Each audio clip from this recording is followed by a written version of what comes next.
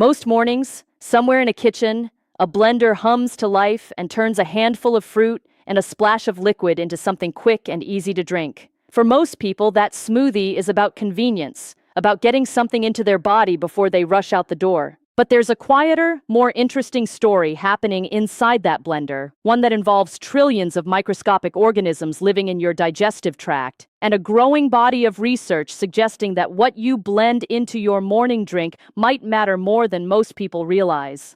Let's talk about what's actually going on in your gut, because understanding that is the key to understanding why certain smoothie additions have become a genuine focus of nutritional science rather than just a wellness trend.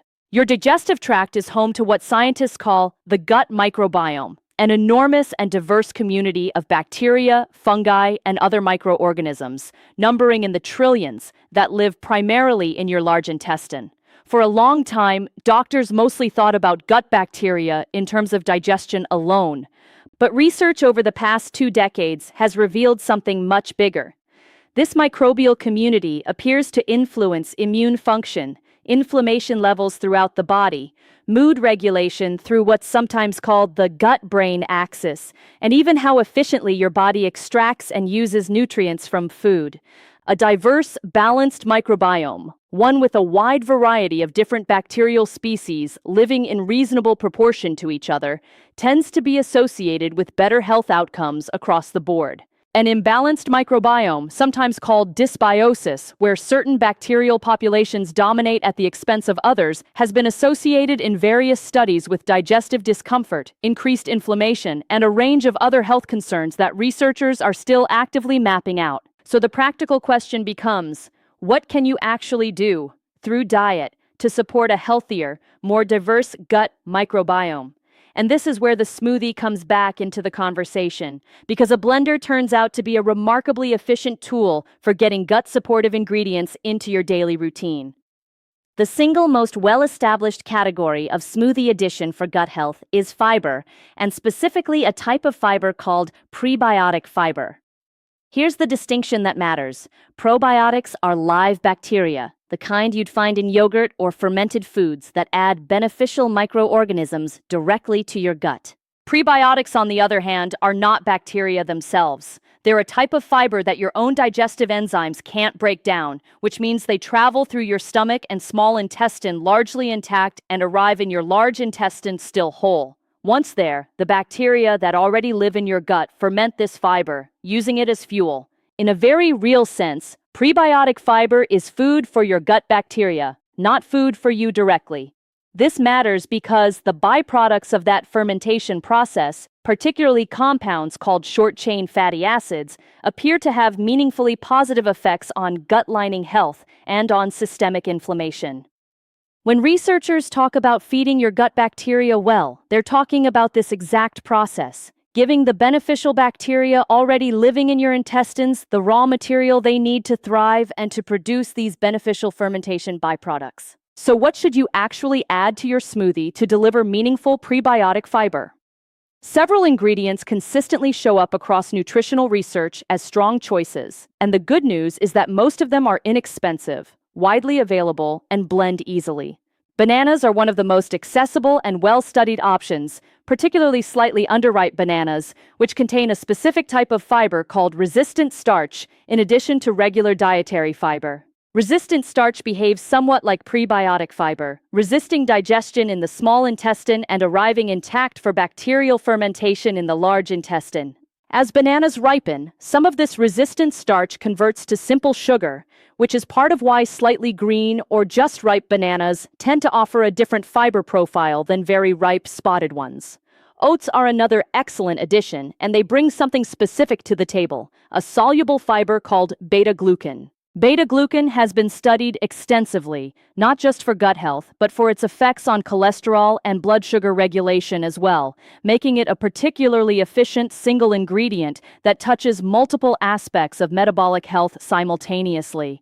Adding a small handful of rolled oats directly into a smoothie, letting them soften in the liquid before blending, is a simple way to incorporate this fiber without changing the texture dramatically. Ground flaxseed deserves particular attention here. because it offers a combination of soluble fiber and what are called lignans, plant compounds with mild estrogenic activity that some research has connected to additional health benefits beyond gut function alone, including some studies exploring effects on hormone-sensitive conditions. From a purely gut-focused standpoint, flaxseed's soluble fiber content makes it an efficient prebiotic source, and because it's typically used in small quantities, just a tablespoon or two, it's easy to add without overwhelming the flavor or texture of a smoothie. It's worth noting that flaxseed should generally be ground rather than used whole, since whole flax seeds can pass through the digestive system largely intact without releasing their beneficial compounds. Leafy greens like spinach and kale bring a different kind of fiber to the mix, primarily insoluble fiber, which doesn't ferment in quite the same way as soluble prebiotic fiber, but instead adds bulk to stool and supports regular bowel movements, which is its own important piece of digestive health. Leafy greens also contribute a wide range of vitamins and plant compounds that may support overall gut lining health, even if their primary mechanism is somewhat different from the fermentable prebiotic fibers found in bananas, oats, and flaxseed. Berries, whether blueberries, raspberries, or strawberries, contribute both fiber and a category of plant compounds called polyphenols, which research suggests may have a particularly interesting relationship with gut bacteria. Some studies indicate that certain gut bacteria actually metabolize polyphenols into smaller compounds that have additional health benefits, essentially creating a two-way relationship where the bacteria help unlock benefits from the berries, and the berries in turn may help support a more favorable bacterial environment. This kind of interaction, sometimes studied under the umbrella term of polyphenol microbiome crosstalk, represents one of the more actively researched frontiers in nutritional science right now. Now, alongside prebiotics, there's the separate but related category of probiotics, the live bacteria themselves. If you want to add a probiotic element directly into your smoothie, rather than just feeding your existing gut bacteria, options include plain yogurt with live active cultures, kefir, which is a fermented milk drink containing a wider and often more diverse range of bacterial strains than typical yogurt, or unsweetened, dairy-free fermented alternatives for those avoiding dairy. The key thing to look for on any of these products is a label confirming live and active cultures, since some processed dairy products undergo treatments that can kill off the beneficial bacteria, leaving you with the flavor and texture of a fermented food without the actual probiotic benefit. It's worth pausing here to address something important about realistic expectations. The research on probiotics is genuinely promising in certain specific contexts, particularly for things like antibiotic-associated digestive upset or certain diagnosed digestive conditions. But it's also more strain-specific and condition-specific than much of the marketing around probiotic products would suggest. Not every probiotic strain does the same thing, and the beneficial effects researchers have documented for one specific strain in one specific clinical context don't necessarily generalize to every probiotic product on a grocery store shelf. This doesn't mean probiotic foods aren't valuable as part of a generally healthy diet, but it does mean that expecting a single spoonful of yogurt in a smoothie to solve a specific digestive complaint is probably overstating what the current evidence actually supports. Let's talk about combining these elements thoughtfully, because the research increasingly points toward diversity as a key principle in gut health, not just the presence of any single ingredient. Large citizen science microbiome research efforts, including projects that analyzed thousands of stool samples alongside detailed dietary surveys, have found that people who ate a wider variety of different plant foods across their week, regardless of whether they followed any particular diet philosophy, tended to have more diverse gut microbiomes than people who ate a narrower range of plant foods, even if the narrower group was eating what most people would consider healthy food. This suggests that variety itself, not just the presence of fiber in general, may be an underappreciated factor in gut health. This has a direct, practical implication for smoothie making. Rather than making the exact same smoothie every single day with the same 2 or 3 ingredients, rotating through different combinations, sometimes banana and oats, other times spinach and berries, other times kefir and flaxseed, may do more for microbiome diversity than perfecting one single ideal recipe and repeating it endlessly. Think of your gut bacteria as a diverse community of workers, each specializing in breaking down slightly different types of plant fiber. The more varied the fiber you provide, the more of those different bacterial populations get fed and have a reason to thrive, which supports overall diversity rather than just bolstering one or two dominant bacterial strains at the expense of others. It's also worth mentioning ginger and turmeric here, two ingredients that don't necessarily function as classic prebiotic fiber sources, but that bring anti-inflammatory compounds into the mix. Gingerol in the case of ginger and curcumin in the case of turmeric. Chronic low-grade inflammation in the gut lining has been associated with various digestive complaints, and while these spices aren't a replacement for medical treatment of any diagnosed inflammatory digestive condition, their anti-inflammatory properties make them a reasonable complementary addition for people looking to build an overall gut-supportive smoothie, particularly since both blend easily and add flavor complexity without much volume. A reasonable, balanced gut health smoothie, built from everything we've discussed, might include a base liquid like water, unsweetened almond milk, or kefir for an added probiotic boost, a fiber-rich fruit like banana or berries, a handful of leafy greens like spinach, a spoonful of ground flaxseed, or a small handful of oats for additional prebiotic fiber, and optionally, a small amount of fresh ginger or turmeric for anti-inflammatory support. This isn't a rigid formula, and there's no single correct recipe, but it illustrates the underlying principles. Combine fiber diversity, include at least one fermentable prebiotic source, and consider adding a probiotic element if you're not getting fermented foods elsewhere in your diet. It's worth being honest about pacing here too. If you're not currently eating much fiber, suddenly adding a large amount all at once, several tablespoons of flaxseed plus a big handful of oats, plus a heap of greens in a single smoothie, can cause temporary digestive discomfort, bloating, or gas, simply because your gut bacteria need time to adjust to processing a larger fiber load. Most nutrition guidance suggests increasing fiber gradually over a couple of weeks, giving your microbiome time to adapt, rather than making an abrupt, dramatic change all at once. There's also a reasonable question about whether blending itself changes anything compared to eating these ingredients whole. Blending breaks down the cellular structure of fruits and vegetables more thoroughly than chewing typically does, which can make certain nutrients somewhat more bioavailable, meaning easier for the body to absorb. However, this same process can also reduce the total chewing time and may slightly reduce the sense of fullness compared to eating the same ingredients in solid form, since the physical act of chewing and the time it takes contributes to satiety signals in ways that drinking a blended beverage doesn't replicate as effectively. This isn't necessarily a downside specific to gut health, but it's worth knowing if you're using smoothies as a primary meal replacement rather than as a supplemental addition to an already varied diet. If you're dealing with a diagnosed digestive condition such as irritable bowel syndrome, inflammatory bowel disease, or any other persistent digestive complaint, it's worth knowing that some of the high-fiber ingredients discussed here, particularly certain types of fermentable fiber, can actually worsen symptoms in some people with these conditions, an effect sometimes related to what's called FODMAP sensitivity. This is a case where individual variation matters enormously, and what works beautifully for one person's gut may not work the same way for another's. Anyone with a diagnosed digestive condition should really be working with a doctor or registered dietitian to figure out which specific fiber sources their body tolerates well, rather than assuming that more fiber, of any kind, is automatically better.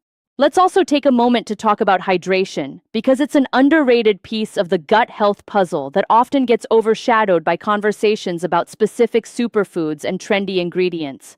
Fiber, particularly insoluble fiber, needs adequate water intake to function properly as it moves through the digestive tract.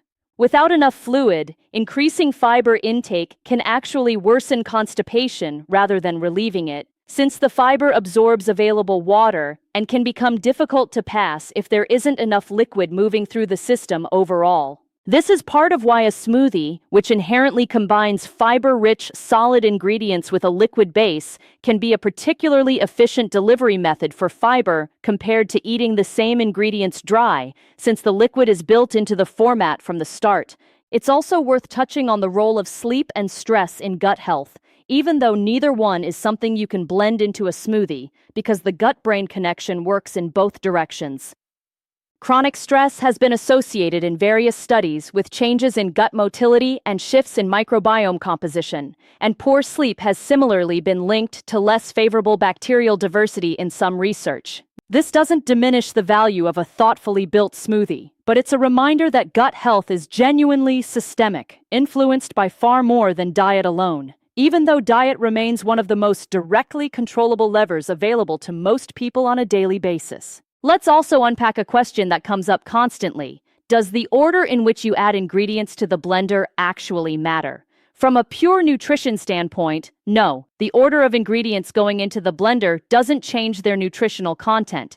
But from a practical, texture-focused standpoint, many people find that adding liquid first, followed by leafy greens, then softer fruits, and finally harder or frozen ingredients last, produces a smoother result with less effort on the blender motor. This isn't a health claim, just a kitchen tip, but it matters for actually sticking with the habit long term, since a gritty, poorly blended smoothie is far less appealing to drink consistently than a smooth one. It's also worth addressing sugar content directly, because this is genuinely one of the most overlooked aspects of smoothie making when it comes to gut health specifically. Adding large amounts of fruit juice, honey, or other sweeteners can quickly turn a nutrient-dense, fiber-rich smoothie into something that's functionally closer to a sugary beverage. Some research suggests that excessive added sugar intake may favor the growth of less beneficial bacterial populations in the gut, potentially working against the very diversity and balance you're trying to support through fiber and fermented ingredients. This doesn't mean fruit itself is the enemy. Whole fruit comes with its own fiber that helps moderate sugar absorption, but it does mean that piling on extra sweeteners or relying heavily on fruit juice as a base, rather than whole fruit and water or unsweetened milk alternatives, can undercut some of the gut benefits you're otherwise building into the recipe. There's also an interesting angle worth mentioning around fermented, non-dairy smoothie additions for people who are lactose intolerant or who avoid dairy for other reasons. Options like coconut yogurt with live cultures, or fermented plant-based kefir alternatives made from ingredients like coconut milk or oat milk have become more widely available in recent years and can provide a similar probiotic boost without the dairy component.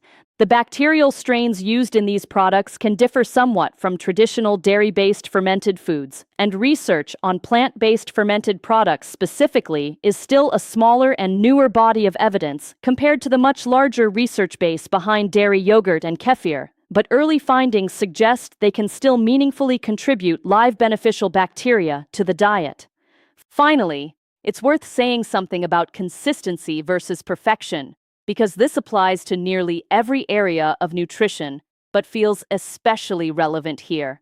You don't need to build the theoretically perfect, scientifically optimized gut health smoothie every single day to see meaningful benefits over time. A reasonably fiber-rich, varied smoothie made most days of the week, even if it's not flawlessly engineered according to every research finding discussed here, is going to do far more for your gut health over the course of a year than an occasional, perfectly optimized smoothie made once a month. The microbiome responds to sustained patterns of intake, not isolated perfect meals, which means the most valuable thing you can take from all of this isn't a single ideal recipe, but a general direction. More fiber diversity, occasional fermented additions, moderate natural sweetness, and enough consistency to let your gut bacteria actually adapt and thrive over time. It's worth closing with a quick note on shopping and storage, since practicality is often what determines whether a healthy habit actually sticks. Pre-washing and freezing portions of spinach or kale in advance, keeping a bag of frozen mixed berries on hand,